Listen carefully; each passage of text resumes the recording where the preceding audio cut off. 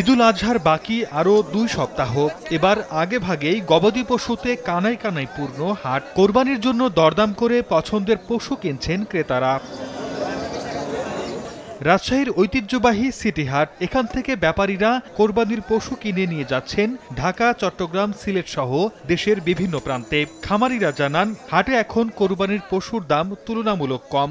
আর ব্যাপারীরা বলছেন, গরুর দাম বেশি নিচ্ছেন খামারিরা। যে দামে কিনে আনছি তার থেকে কম দাম বলে, 10,000 করে কম বলে। 1,80,000 যেখানে বিক্রি হয় সেখানে গরু 150 বেচে যেতেছে আমাদেরকে। জমজমাট নওগাঁর মাতাজি হাটও 80,000 থেকে 1.5 লাখ টাকার মধ্যে বিক্রি হচ্ছে ছোট আকৃতির গরু। তবে মাঝারি আকৃতির ষাঁড় গরুর দাম কিছুটা বেশি বলছেন ক্রেতারা। খামারিদের দাবি, গোখাদ্যের দাম বাড়ায় এবার আসল তোলা নিয়ে হিমশিম খাচ্ছেন তারা। খাবারের দাম দিচ্ছে, গৃহস্থ সেরকম দাম পাচ্ছে না। মাঝারি গরুটা বেচা কিনা বেশি, কিন্তু বড় গরু কিনে লোক নাই।